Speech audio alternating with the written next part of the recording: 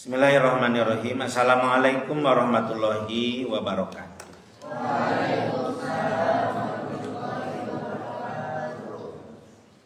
Alhamdulillahilladzi hadana li hadza wa ma kunna linahtadiya laula an hadana Allah. Asyhadu an la ilaha illallah wahdahu la syarikalah wa asyhadu anna Muhammadan abduhu wa rasuluhu la nabiyya ba'dah. Allahumma shalli ala sayyidina Muhammad wa ala ali sayyidina Muhammad. Para santri rahimakumullah, para alumni, pemirsa, muslimin muslimat yang manapun berada. Kali ini Buya akan melaksanakan pelajaran ta'lim, di mana Buya menjawab pertanyaan-pertanyaan dari para santri, dan untuk pemirsa yang ada pertanyaan nanti dicatat oleh admin. Sehingga nanti ada khusus jawaban Buya untuk para penanya yang tertera di dalam pertanyaan-pertanyaan yang dikirimkan oleh pemirsa ke Buya. Bersyukur kita kepada Allah pada pagi hari ini kita berjumpa. Mudah-mudahan menjadi hafalah yang mubarakah. Banyak manfaatnya bagi kehidupan kita, terutama mempersiapkan kehidupan kita nanti di akhirat kelak.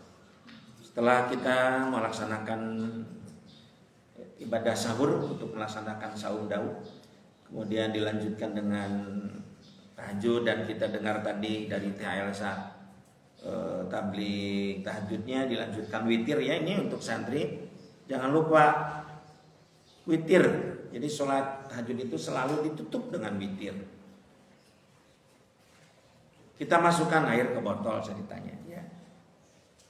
Terus nggak ditutup air botolnya, apa yang terjadi? Ada beberapa kemungkinan. Kalau botol itu tergedor, jatuhlah botol, maka tumpah air itu jadi kosong. Atau meskipun dia botol itu tidak jatuh, tapi masuk dia, kemasuki itu botol ya, dengan bakteri, dengan racun, dengan apa, kotoran, debu. Begitupun tahajud tanpa ditutup dengan witir, itu tidak sesuai dengan cara baginda Rasul. Beliau menyampaikan bahwa witir itu kalian bisa 1, bisa 3, bisa 5, bisa 7, bisa 9, bisa 11, bisa 13. Witir. Adapun tahajudnya tidak dihitung. Hanya Allah yang tahu jumlah hitungannya, kita tidak tahu. Mungkin untuk kalian sepertinya kaifiat seperti itu dilaksanakan di rumah nanti. Ada kalau di pesantren, kalau kita mau melaksanakan tahajud seperti itu, berarti kita harus mulai jam 2 atau setengah 3 lah. Kita kan setengah 4. Dibagi-bagi, ada tablik tahajudnya, ada doa dan sebagainya ya. Jangan lupa witir yang ganjil itu ya. Nah, kita tadi mendengarkan juga ceramah dari Ari ya, Farid, kultum subuh dilanjutkan dengan berjamaah subuh ya.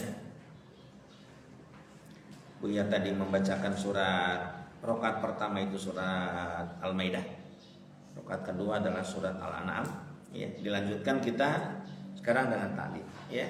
Mudah-mudahan segala amal kita diterima oleh Allah Subhanahu wa taala.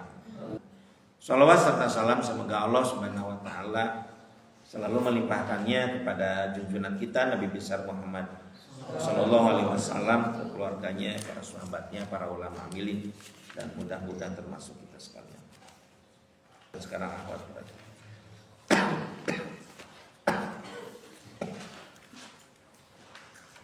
Baik. Ini juga tidak ada namanya, ada 3 pertanyaan nih. Assalamualaikum warahmatullahi wabarakatuh. Waalaikumsalam warahmatullahi wabarakatuh.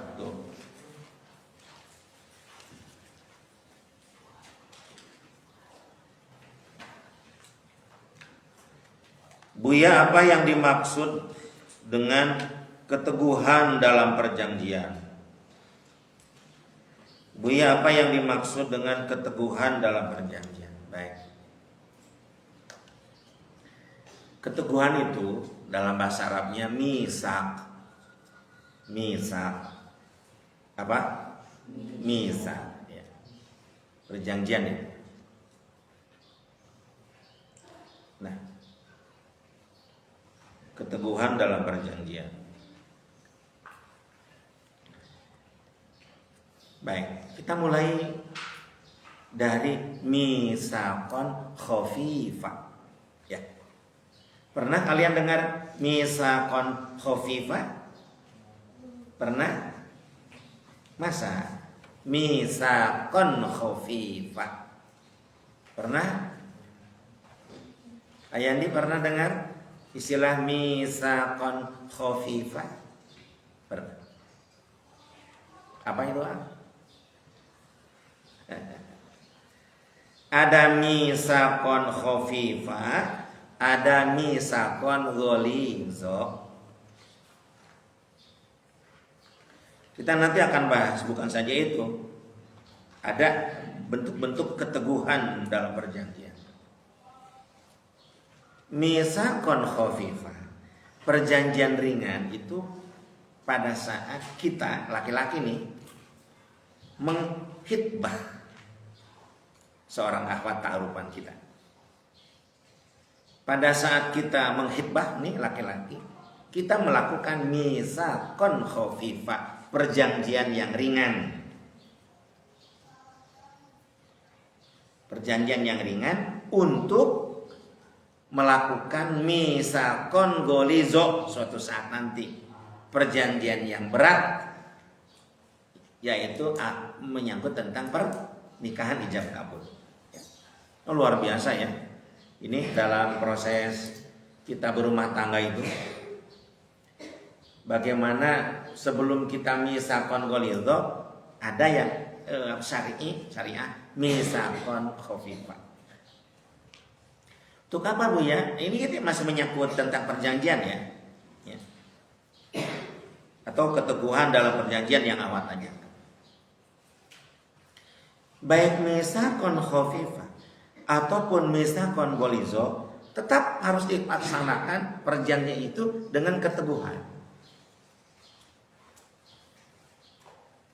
Jadi jangan sampai begini. Udah khafifah, ringan, berarti kita nggak usah teguh-teguh amat. Bukan itu maksudnya. Khafifah di sini sebagai persiapan untuk pernikahan. Golizonya. Terus apalagi khafifah itu? Khafifah dalam pengertian tidak berat itu, seorang laki-laki bisa menghentikan khitbah itu, membatalkan maksudnya, tidak jadi. Ataupun seorang perempuan yang dihitbah membatalkan juga. Jadi tidak selalu bahwa setelah khitbah itu mesti jadi, meskipun diusahakan harus.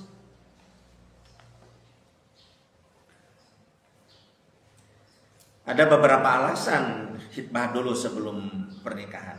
Kira-kira apa? Alasan khitbah dulu sebelum pernikahan. Situasinya pada saat apa?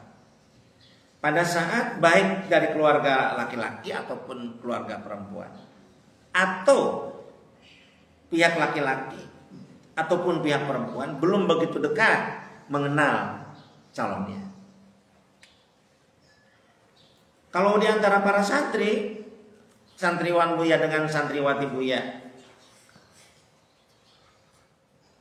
sudah istilahnya itu sedikit ada ta'arufan, meskipun tidak khitbah tidak apa-apa, tidak misakon khafifah juga tidak apa-apa. Mengapa Buya? Karena sudah pada kenal karakternya. Adapun orang tua tinggal kita kasih tahu ayah atau bapak atau abi, gak usah khitbah dulu, langsung aja nikah. Kenapa? Nah, kamu kan gimana? Belum tahu calon kamu. Sudah dalam sehari-hari juga dalam taklim, dalam tahfidz, pelajaran apa saja saya sudah tahu karakternya. Selalu baik. misakon khafifah yang seharusnya ya sebaiknya dilakukan bagi orang-orang yang memang tidak sempat saling mengenal lebih jauh. Ya.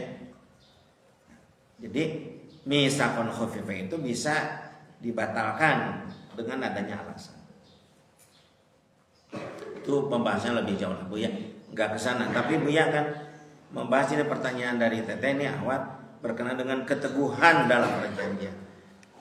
Setelah itu baru kita ghalizo, berat itu artinya kepada jenjang pernikahan. Ada ijab kabul. Kenapa ghalizo Buya? Karena yang namanya pernikahan itu tidak tadi seperti khitbah. Ada istilahnya batal aja dan sebagainya. Kalau perjanjian pernikahan itu sudah berat, sudah kuat. Artinya bahwa bukan saja di dunia ini kita menikah, berkeluarga maksudnya, bahkan sampai di akhirat pun kita masih bersama. Ya, begitu. Itu menyangkut tentang perjanjian dalam pernikahan. Boleh juga Buya kasih contoh yang lain ya, berbicara tentang keteguhan dalam perjanjian. Keteguhan dalam perjanjian berikutnya Buya kasih contoh tentang utang piutang misalnya. Nah, bisa utang piutang, bisa sewa menyewa, ya, atau perjanjian dagang, ya, macam-macam. Kita masuk ke perjanjian utang piutang saja. Perjanjian utang piutang santri, terutama kepada yang nanya ini, berbicara tentang keteguhan dalam perjanjian, mesti ada keteguhan dalam perjanjian. Itu ada 4 tahap, Buya kasih paling tidak untuk menjaga keteguhan perjanjian yang sesuai dengan kamu tanyakan. Ada 4 paling tidak kita kasih contoh dalam perdagangan. Meskipun juga bisa dalam pernikahan, khitbah. Yang pertama, wal yataqillaha robah. Wal yataqillaha robahu. Didasari dengan takwanya kita kepada Allah sebagai Tuhan yang menciptakan dan memelihara kita. Wal yataqillaha robah. Itu yang pertama. Dasari khitbah itu dengan karena Allah, takwa karena Allah. Dasari pernikahan itu dengan dasar karena Allah. Wal yattaqillah. Bukan dasar-dasar yang lain. Meskipun boleh sih, tetapi tercakup, terangkum ya oleh ketakwaan. Dan yang terangkum dan tercakup itu tentu harus sesuai dengan ketakwaan, bukan selain kebaikan. Termasuk dalam utang piutang. Dasarnya kita meminjam kepada seseorang, dasarnya takwa. Memangnya ada Buya dalam utang piutang dasarnya tidak takwa? Ada. Minjam uang untuk judi, itu bukan dasar takwa. Minjam uang misalkan untuk mabuk, beli minuman keras, itu bukan dasar takwa. Jadi dasari perjanjian apa ini? Keteguhan dalam perjanjian itu dengan wal yattaqillah rabbah. Ketakwaan. Apa Buya contoh utang piutang dasarnya takwa untuk makan minum anak-anak kita? Kalau tidak minjam uang secara syariat ya akan sakit anak-anak kita karena tidak makan. Bahkan kelaparan bisa mati syariatnya. Meskipun tanpa izin Allah tidak terjadi kematian itu. Itu yang dasar takwa. Atau kita punya penghasilan cukup, ada waktu-waktunya, periode-periodenya. Kita mau bikin usaha di rumah untuk istri kita, ini untuk laki-laki ke depan. Kita kerja misalkan, istri kan di rumah nggak ada pekerjaan, anak kita misalkan baru 1. Untuk mendidik anak kita begitu repot, sambil jualan. Ya ini kita harus minjam uang nih untuk nambah penghasilan ke depan, investasi. Wal yattaqillah rabbah. Itu yang meminjam. Berbicara juga keteguhan dalam perjanjian yang meminjamkan. Yang meminjamkan pun harus wal yattaqillah rabbah. Dasarnya adalah ketakwaan apa Buya? Kalau kita mau meminjamkan uang, tanya dulu untuk apa? Kalau nggak nanya dulu, jangan-jangan untuk kemaksiatan kita termasuk orang yang teledor. Bagian dosa juga kita. Untuk apa? Kalau dia nggak menjawab, dia nggak usah dikasih. Berarti untuk hal yang tidak penting. Karena kalau kita nanya ke orang yang mau minjam untuk apa, langsung yang meminjam itu refleks untuk makan anak-anak, Pak. Nggak gitu, saya nggak bisa makan. Nah, jadi yang meminjamkan pun dasarnya takwa. Apalagi punya dasar takwa itu, jangan sekali-kali kita mau riba. Boleh ya kamu ke aku minjam. Berapa banyak kamu meminjam? Ya 1 juta. Bolehlah 10 minggu kamu kembalikan. Tiap minggu berarti 100 ribu 10 kali. Tapi harus namanya kamu bayar 20 ribu. Jadi kamu bayar ke aku 120 ribu tiap minggu. Nah, yang 20 ribunya itu termasuk riba. Rente kalau bahasa. Itu yang akan menjadikan kita ini yang ngasih minjam itu ke neraka. Loh, kok gimana Bu ya, kan kita mau meminjamkan. Sementara kita tidak dapat uang dari yang dipinjamkan. Nah, itu beda lagi. Kita harus bahas dulu, apakah meminjamnya untuk mudharabah, untuk musyarakah, untuk qardul hasan, untuk bitama majul, macam-macam itu. Nah, Buya kasih contoh saja sedikit. Untuk apa kamu? Untuk makan anak saya. Itu qardul hasan. Enggak boleh kita ngambil sepeser pun dari keuntungan dari peminjaman itu. Itu qardul hasan, kebaikan. Apa contoh qardul hasan yang lain? Untuk pengobatan. Tolonglah aku, Pak. Ini kan istriku harus disesar, Pak. Harus ada uang 70 juta. Lutfi salik nas terkeng namuyar gitu, sil. Untuk operasi, Pak, 70 juta. Saya baru ada uang 40 juta, tinggal 30 juta lagi. Itu qardul hasan. Enggak ada untung yang minjam. Tapi kalau gini, untuk apa kamu minjam? Saya mau jualan. Oh gitu. Itu mudharabah. Apa Buya bedanya mudharabah musyarakah? Bukan di sini tempatnya. Karena kita Buya menjawab pertanyaan dari Ananda nih. Keteguhan dalam perjanjian. Keteguhan dalam perjanjian itu diawali dengan wal yattaqillaha rabbah. Ingat ya. Dasarnya takwa kepada Allah. Karena begini para santri, dalam pinjam meminjam, utang piutang itu ya, kontrakan, sewaan dan macam-macam, itu ada unsur ibadahnya. Buya kalau ada orang meminjamkan, saya ngerti, berarti dia beribadah. Tapi kalau yang meminjam ibadah itu gimana Buya logikanya? Yang meminjam tapi ibadah, yang meminjam tapi dapat pahala. Begini logikanya. Ada seseorang yang banyak uangnya. Uangnya banyak disimpan di rumah pakai peti. Uang itu disimpan tanpa ada manfaat.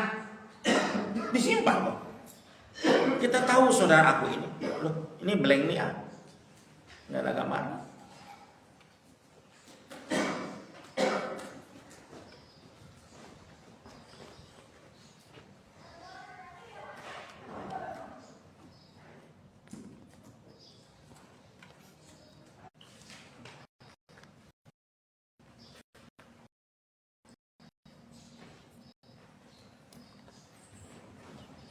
Ya. Disimpan di peti. Kita tahu kakak kita orang kaya, disimpan di peti. Kata kita, ya Allah kasihan kakak saya.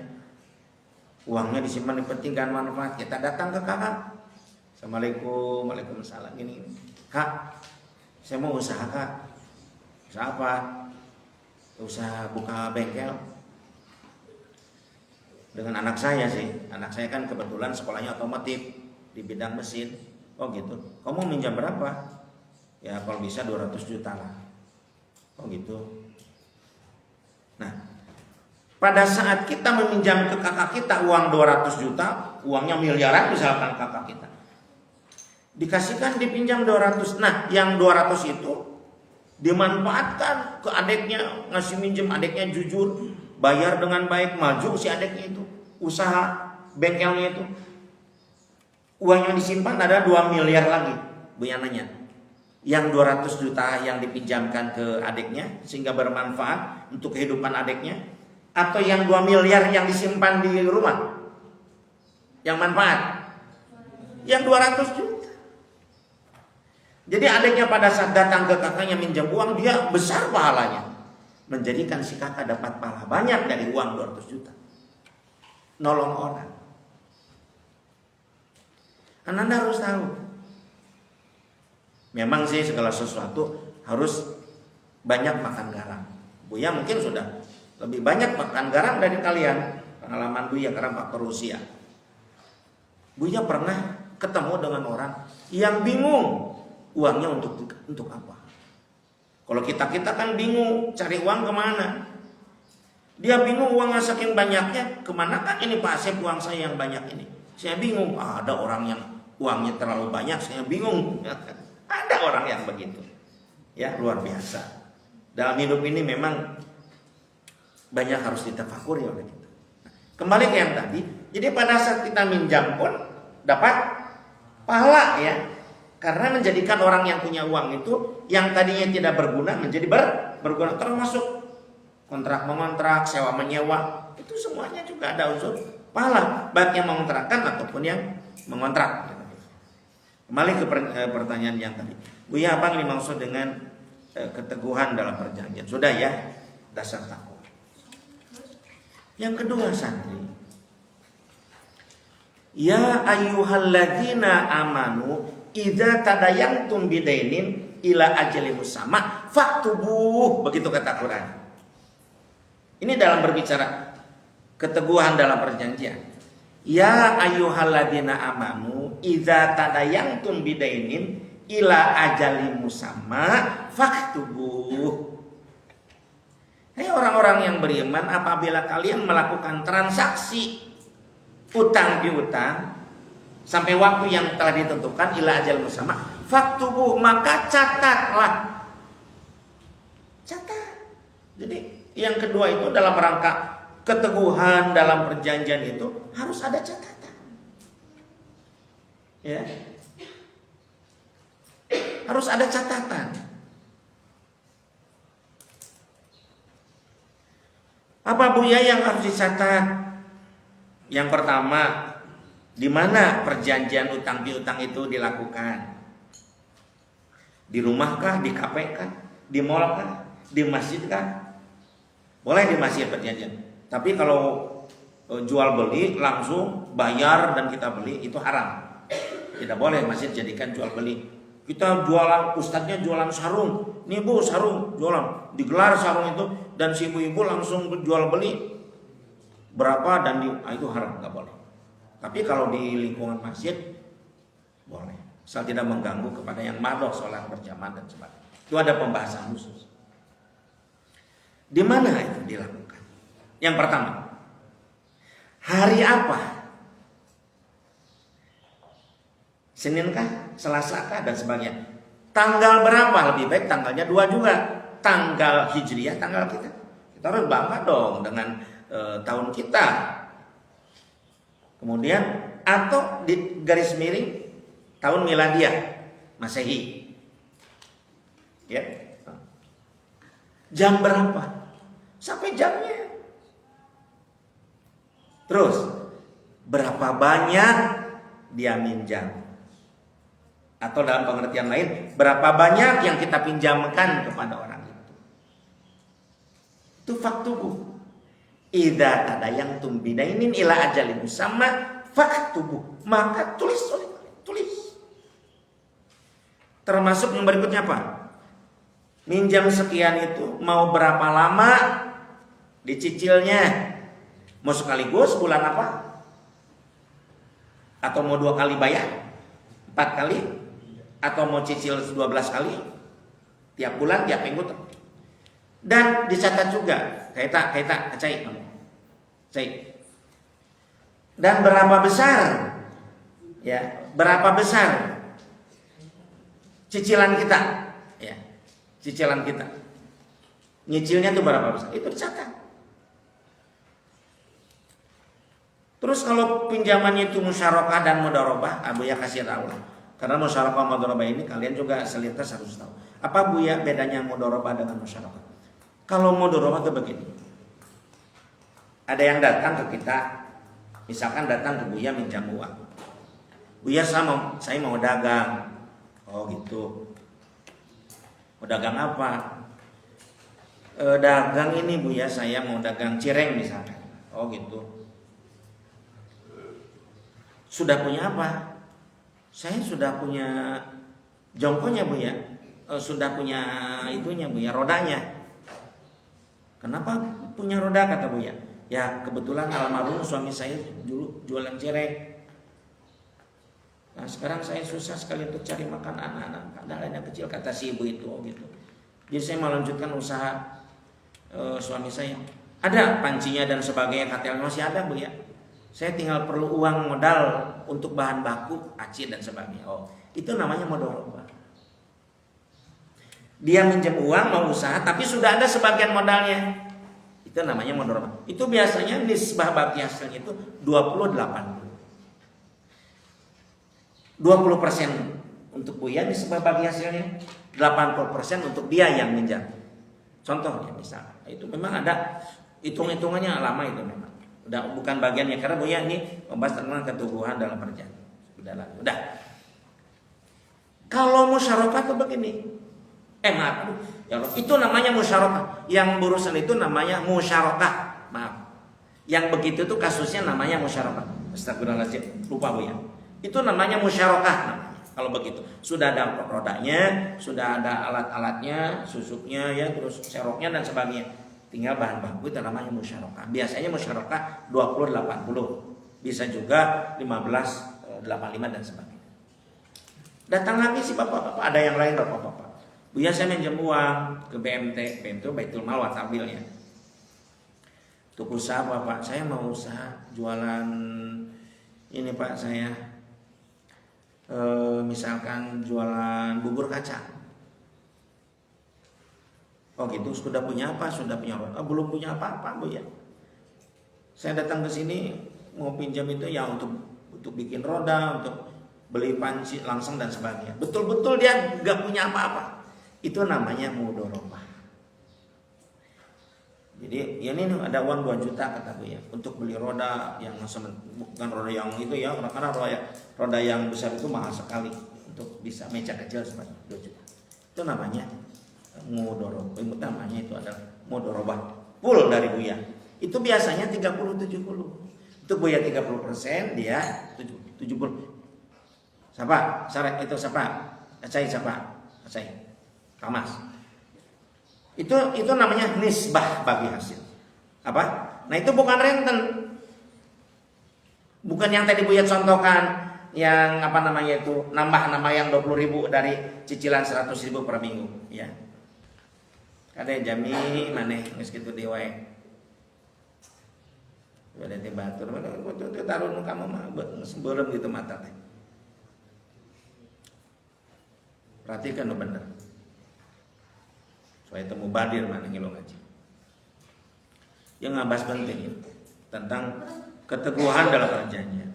Jadi itu bagian daripada ini keteguhan dalam perjanjian itu adanya catatan. Dicatat itu. Dicatat.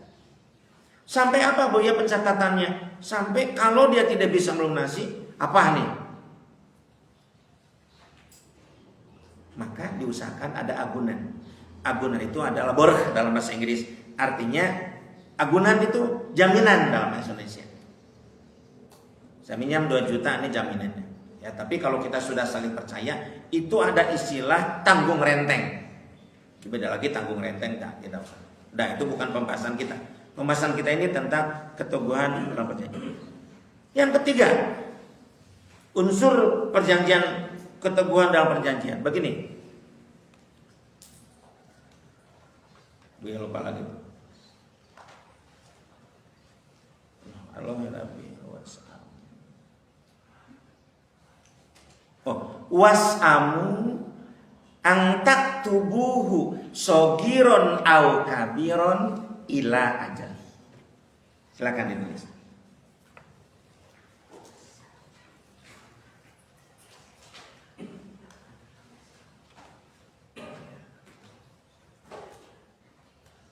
Jadi kita tidak boleh melihat besar atau kecilnya, ya.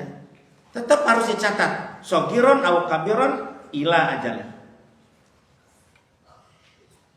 Wala tas'amu, wala tas'amu ang taktubu sogiron au kabiron ila ajali.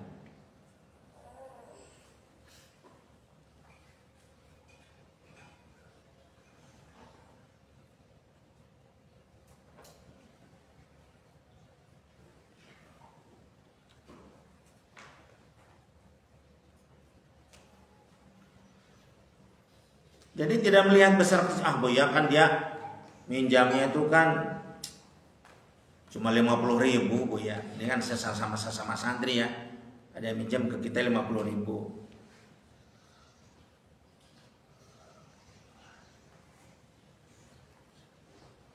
Gak dicatat. Sogirun au kabirun ila ajali. Karena sudah perutangan sampai waktu yang tentukan, tetap harus dicatat. Contoh misalkan, Anang pinjam ke Ridho 50.000 untuk keperluan misalkan apa, karena bapak atau mama belum datang ngasih uang misalkan ya.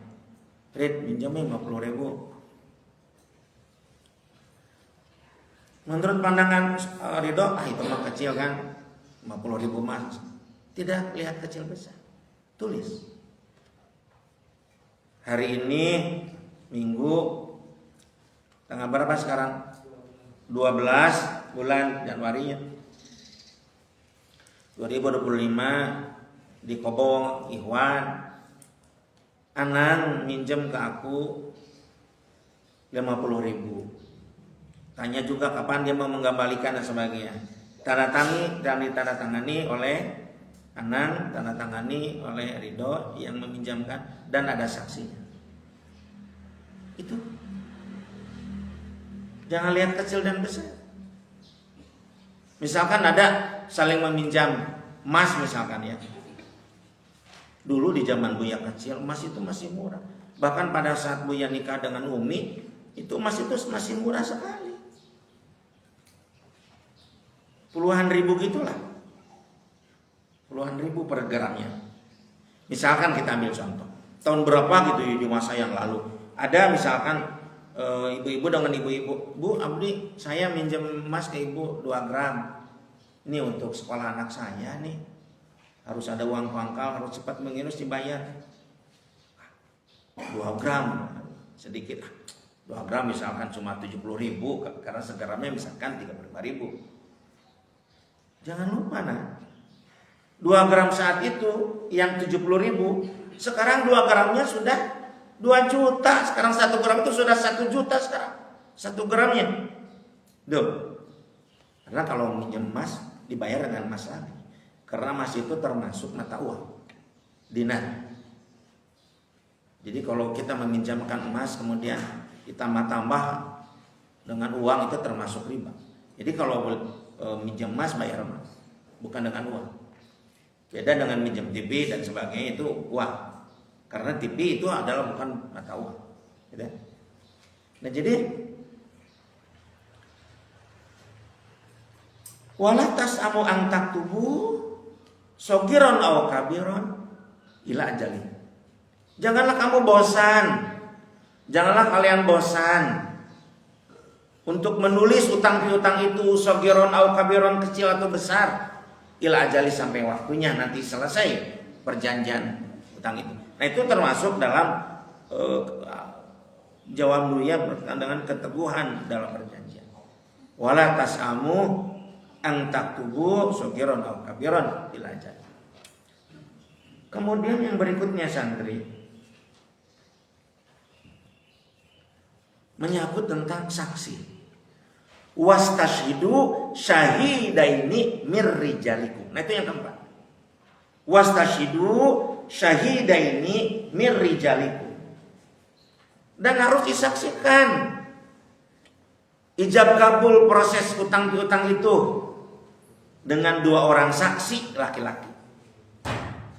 Wastashhidu syahidaini mirrijalikum.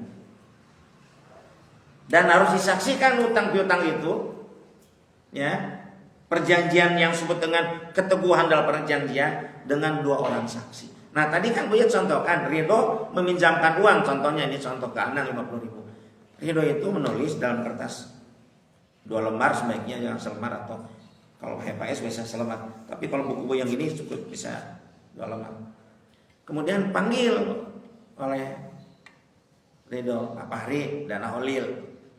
Pak Fahri Aholil punten janten Satya. Ini anak minjam ke saya 50.000. Aholil nanda tangan, Pak Fahri nanda tangan, Ridho yang meminjamkan nanda tangan, anak nanda tangan. Sehebat itu Al-Quran mengatur keteguhan dalam perjanjian.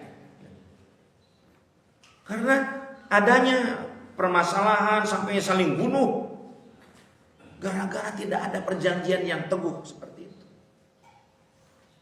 Ya cek bahasa Sunda mah orang teh kudu papaitan dina segala bidang. Apalagi dengan saudara. Bahkan pinjam-meminjam itu dengan orang tua pun, dengan ayah, dengan ibu. Kalau ibu dan ayah minjam ke kita, setelah kita ngasih maisha nafkah sih ke orang tua, atau ibu meminjamkan kepada anak, tetap perlu perjanjian. Jadi harus ada 2 saksi laki-laki. Buya gimana kalau boleh gak perempuan? Boleh kalau perempuan saksinya bukan 2 orang, 4 orang perempuan saksinya itu.